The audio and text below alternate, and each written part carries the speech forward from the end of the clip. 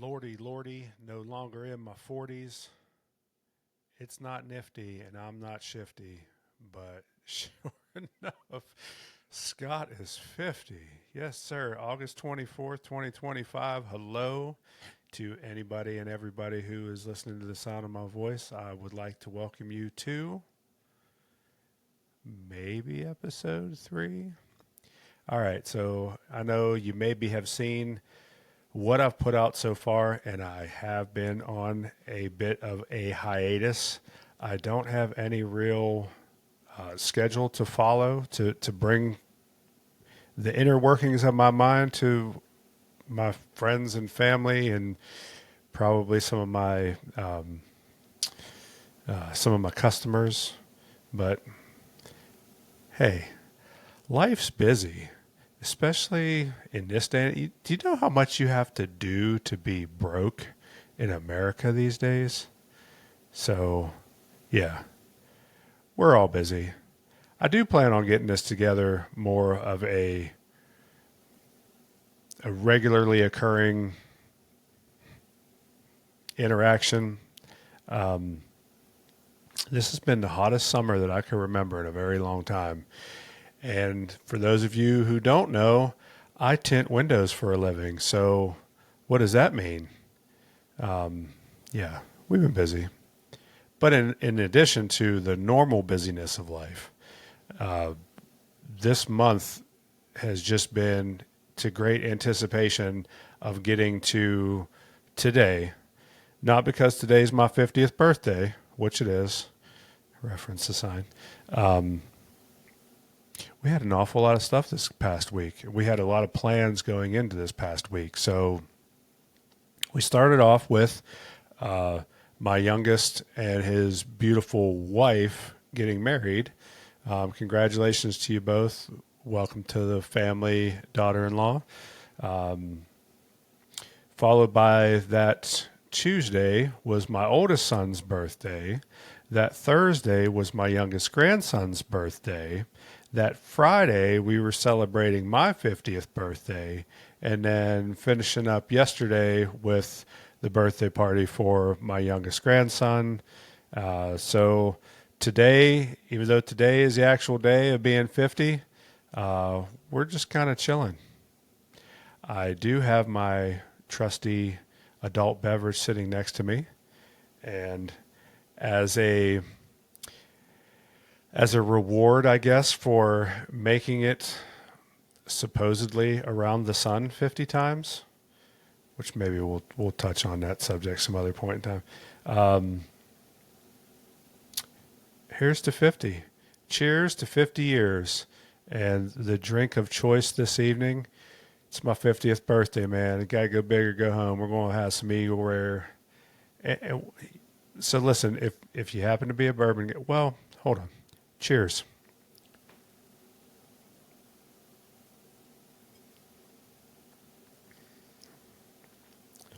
That's a really good sipping whiskey. Russell Harvey, thank you for the introduction to Eagle Rare. I appreciate it, brother. Thank you for the birthday wish as well. I do hope to get you in the studio sometime so we could sit and chat, catch up, and tell all of these fine folks out here some of the shenanigans that you and I have lived to tell the story of. Why in the world am I dressed like this? So leading up to turning 50, I have definitely gone down the nostalgic avenue quite a bit. Just thinking about all of the different various things that took place from then till now. All of the years that end in 5 were clearly like 10s for me. Like I was born in 75, 85, I was 10, 95, I was 20, et cetera, et cetera. 2025, I'm 50. Ugh. So I got a card from somebody for my birthday party. It said on the front, it said, 50 isn't that old. And then you open it up and it says, but it's not that young either. I thought that was appropriate. In many ways, I don't feel 50. My back definitely feels 50. My back and my knees. To all of those younger people that are listening, watching, paying attention to what I have to say, take care of your knees, your back, and your teeth. Your 50-year-old self thanks you for heeding warning to this message. At any rate, so this is kind of a culmination of the nostalgic throwback outfits from yesteryear. It's not necessarily a one size fits all type of a thing. I got my fitted, which I don't think I had my first fitted hat until I was in high school. I don't think that it was really like a thing. If you've known me all these years, you know that I've always been somebody to wear the hats. I've always had a hat collection. I don't wear them as often now as I did when I was younger. I always wanted to hide my big long head behind a hat. Anyway, now I like to wear my brains out. Anyway, but yeah, the Yo MTV raps, that's definitely a shout back to yesteryear.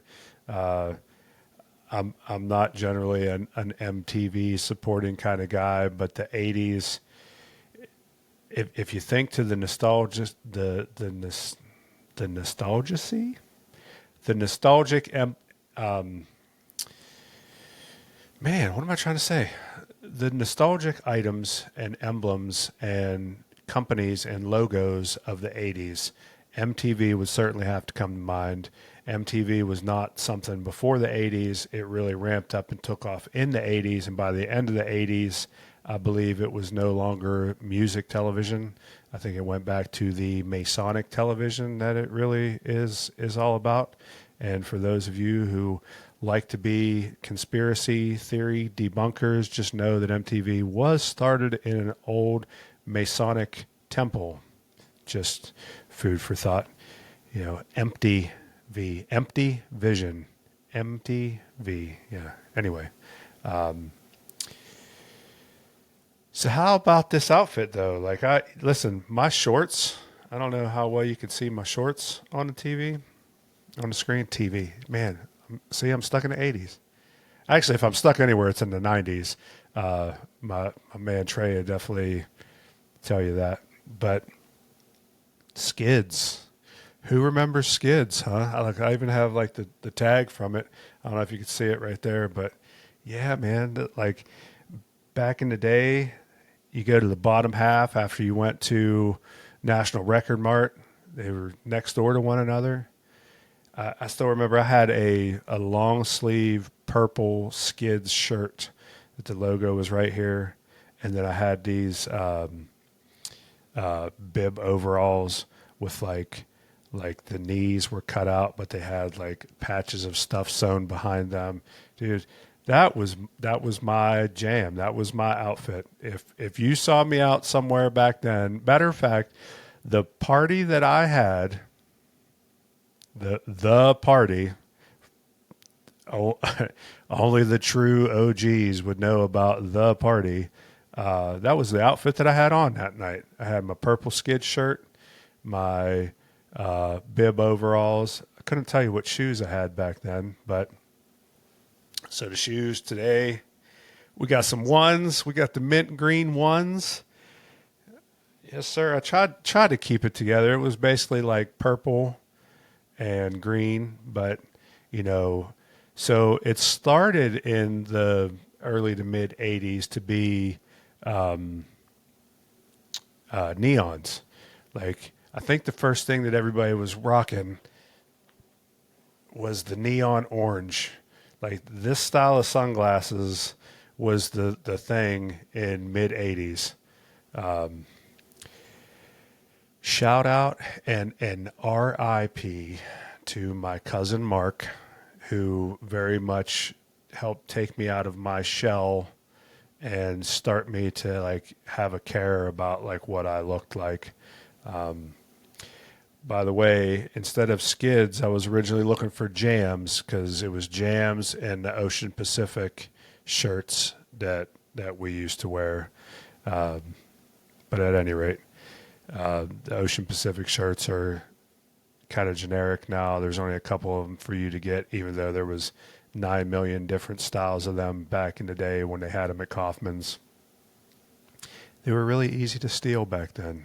Not that I'm proud of that or anything, but I do know statute of limitations is up on T-shirts that would have been, what, $10 back then? So, and you don't exist anymore, Kaufman, so there's that.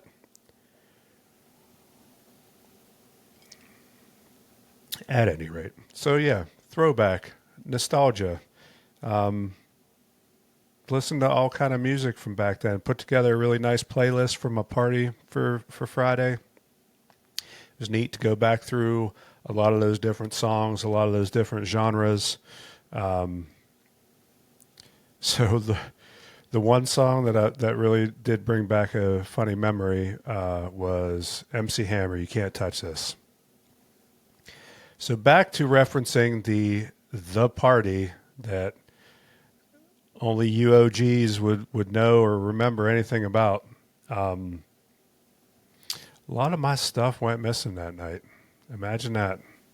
You you take a teenage high school kid party that is completely fueled with alcohol and no parental supervision. Stuff just seems to come up missing. They took all of my CDs except Vanilla Ice and MC Hammer. Imagine that. Kind of weird. Anyway.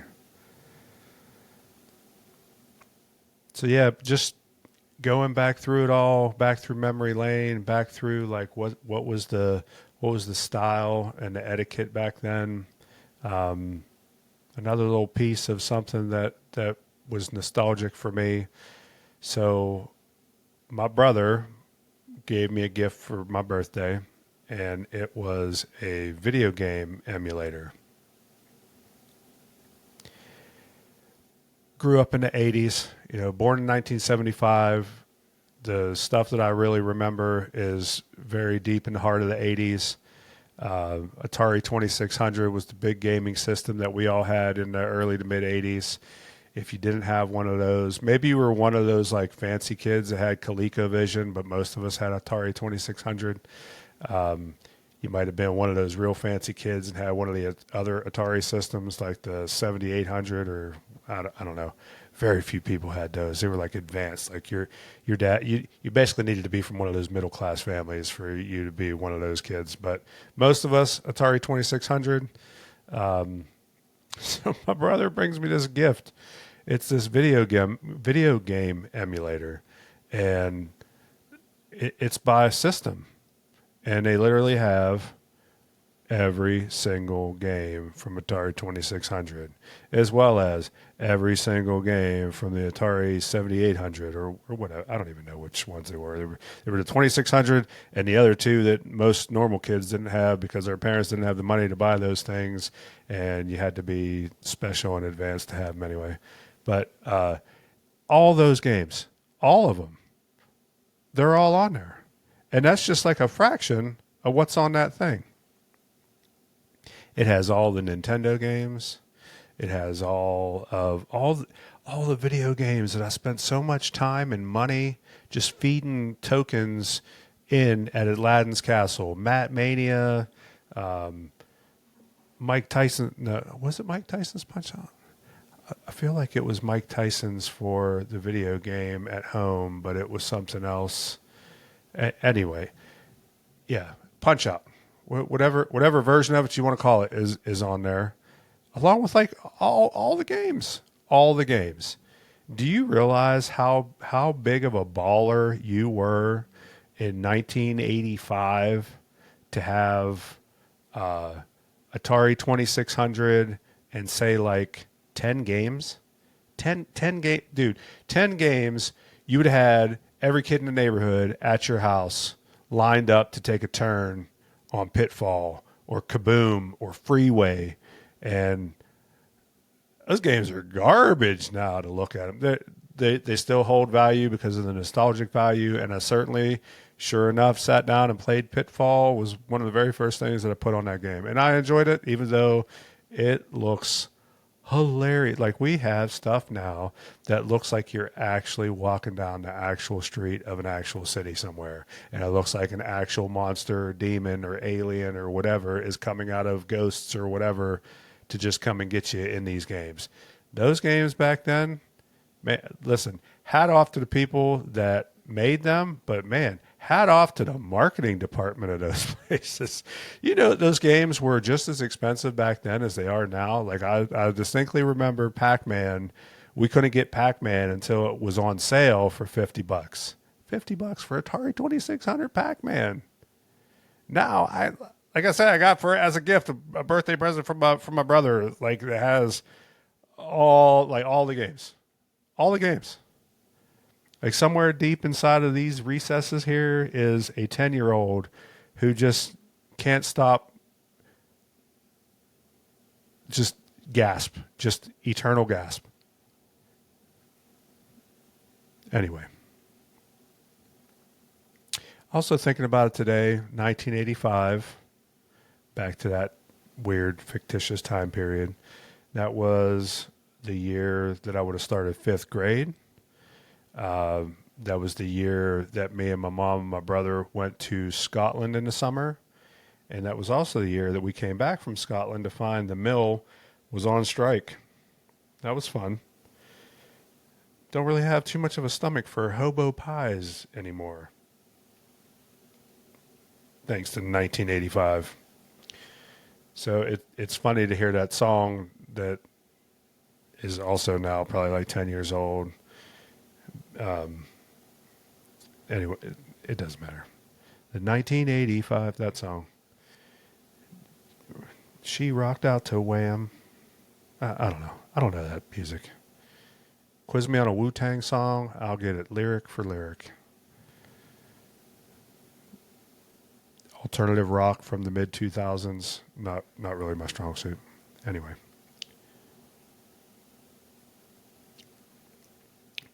No, it was definitely good to go down memory lane, think about a lot of different things, revisit a lot of different things, give some thought about, I don't know, growth, direction, where I'm at, considering all the different turns and weaving that the road has taken to get from then till now.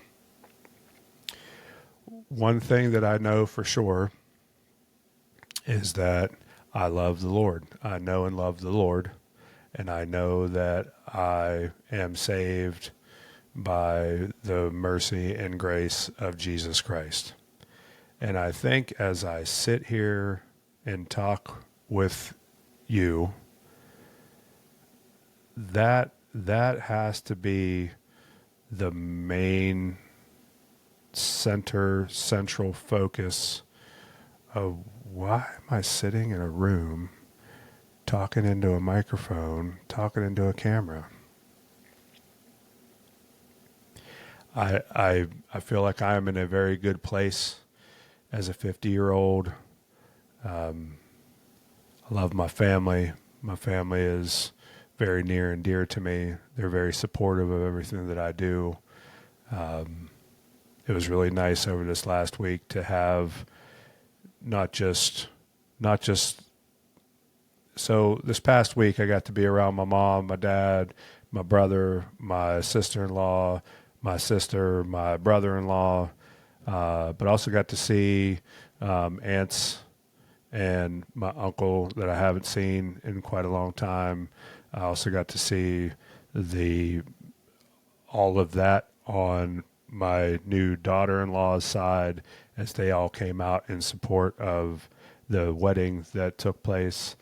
And so it just makes me think about what is important.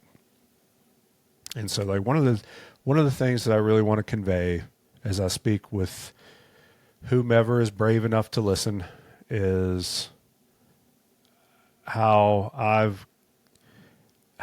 have the viewpoint that I have about the world, my worldview.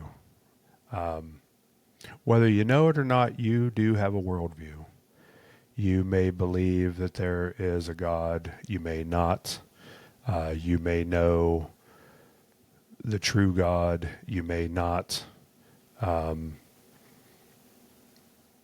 you definitely have a worldview, and you definitely have things in your world, in your life, that are the main central focus of your life. something that I hope to convey to whomever I get a chance to listen to me is this, everything that takes place in and around us on a daily basis is really a war. And the prize of that war is souls. And I frame it that way for a very specific reason. I frame it that way because I know that that's what I believe. And it's not something to make people be fearful. It's not something to make you look at things in a negative light. In fact, I would argue the exact opposite. Without knowing that myself, a lot of things would be trivial and meaningless. I wouldn't have the kind of depth to the memories and the nostalgia and the reasons why behind all the different things that I've watched, that I've gone through, that I've participated in. They really wouldn't have as deep of a meaning if they were not plugged into this overarching worldview that I have. But like I say, this is the whole purpose of me wanting to sit down, wanting to share my 50 years worth of expertise, whatever that'll get you. It'll get you a drink of some good bourbon if you're ever in the neighborhood.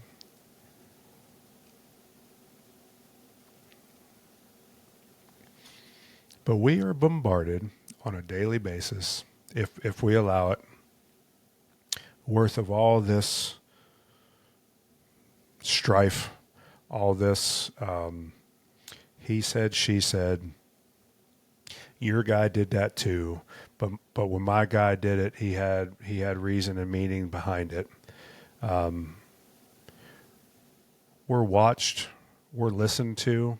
I mean, I'm literally voluntarily having people watch and listen to what I have to say, but the stuff that you don't necessarily want anybody to watch or listen to you about, you're being watched and listened to. That's why in the midst of having a conversation in a room with somebody with nothing else or nobody else going on around, let's see, let's get on some social media, and lo and behold, we get whatever marketed to us. I get dog food commercials when, people that don't have dogs don't really have dog food commercials come up in their, in the midst of watching their show on Hulu or whatever the case might be. You're definitely being watched. You're definitely being listened to. You're definitely being tracked and traced. But it's okay. It used to be something that really bothered me. It really kept me up. So for my folks who are out there listening, no, it's not. You're right. It's not okay. You should definitely have the privilege and the right to privacy, but those days are very long gone. We have all signed away all of our rights and privacies to all of those various terms and conditions that we just so readily agree to whenever we want to put a new program or app on something. Side note, I heard this story not too long ago about this doctor and her husband who went to a place in Florida that has a mouse as its central theme, right? It's trying to be selective on wording. You're all very savvy. I know you know what I'm talking about. Not Datney, but anyway. So went there very specifically. Hey, food allergy, can't eat peanuts or whatever. Can't eat whatever. Insert the allergic food thing that everybody seems to be allergic to these days. Can't have it. Respect my dietary restrictions. All right, bet. Here you go. Cool. Went. What a surprise. Something was cross-contaminated. Doctor dies. So, her husband, sad widower, I am sad and mad and frustrated that my wife died on these people's watch. Open and shut case. except for they signed terms and conditions to sign up for not Datney, but Plus video subscription on their cable provider.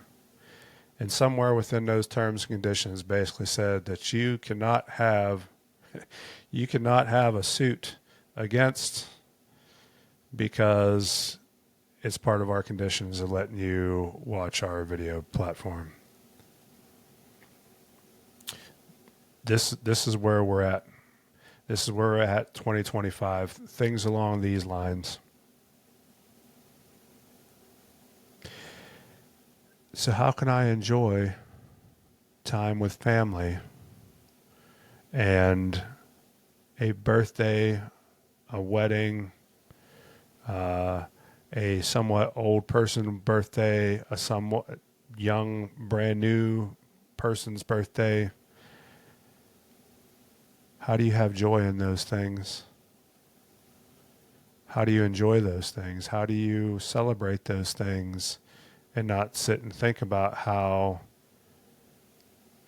big money, big conglomerate empires don't care about you or me and how we support their thing?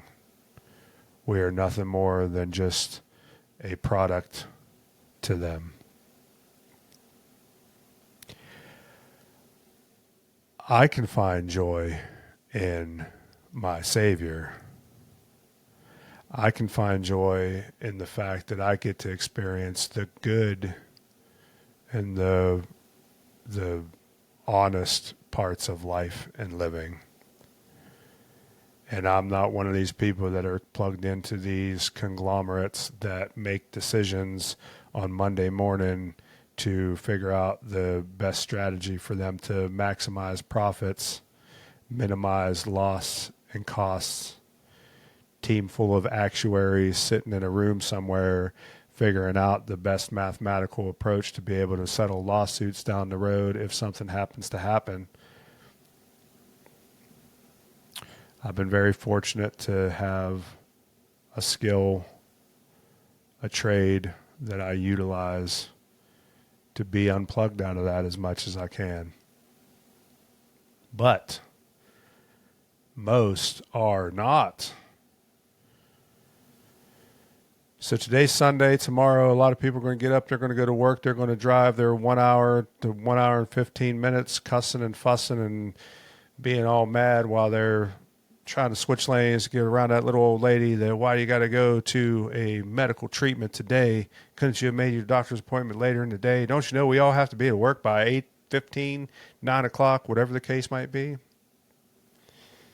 And then you go with that still sitting on you into the decision-making positions that you happen to have, all while you're being leaned on and somebody's got their thumb on you to say,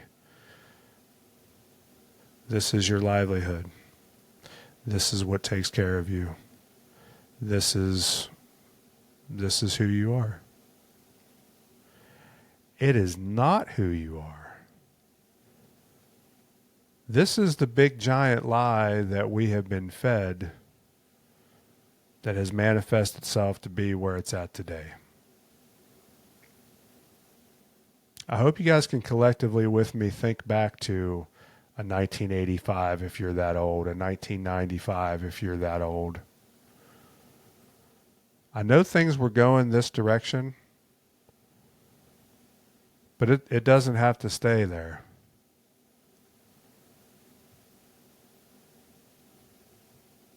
I would really like to convey as best as I can the things that I know, the things that I've seen, the things that I've watched, listened to, researched. It literally all goes back to the most nostalgic of all times. And that is really the beginning. The fall. Original sin of man set all this stuff in motion. And from then till now, It has been nothing but a battle for souls, a war for souls. I'm not telling you to get up tomorrow and go put on your righteousness and be holier than thou and be Mr. or Mrs. Pious. But I am telling you that you have power and influence over people that you are going to encounter tomorrow. You have the ability to say no when the entire rest of the room is saying yes. You have the ability to say, I have been trained in this particular subject matter or this particular industry to know what I'm doing, what I'm talking about. And as a human, that's wrong. That's wicked. That's corrupt. That's unjust. If you want to do that, you go right on ahead and do that. I'm not giving you my blessings. I'm not giving you my yes. Pretty simple. Anyway, let's change that channel. What am I doing in this show? Well, I don't know. I seem to like this format that I got going on. I know that I've told you two shows in a row now that this isn't quite the show yet, but I'm starting to think that this is the show. I know eventually at some point in time I will have some folks sit next to me. I did get a chance to interview a gentleman. I don't know if what we talked about really goes along well with what I'm trying to convey in my show. So I don't know if that interview will ever make it to being part of the show. You know what? I might never ever have an interview, to be honest with you.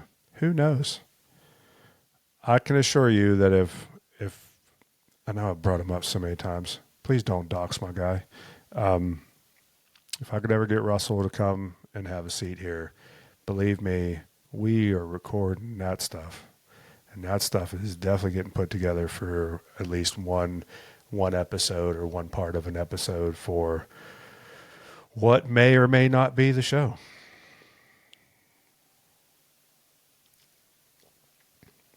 It's one of the issues that I have. I'm very okay. So I was raised in such a way that I constantly think that the other decision might have been the one that I missed out on. So as we move forward with a show, whether it's in this format or another, you may see me out. I'm already all over the place. I already know. But hey, I'm recording the show and I'm putting it out there, and I guess I get some kind of credit for that. At any rate, I think that's where I'm going to leave this off at for now. Happy birthday to me. Cheers to 50 years. I hope that you enjoy what I have to say. I hope that you will like, subscribe, share, comment. I don't know. I don't know what you can do on wherever I put this up at, but thanks for the watch. Thanks for listening. I'll catch you next time. Love you.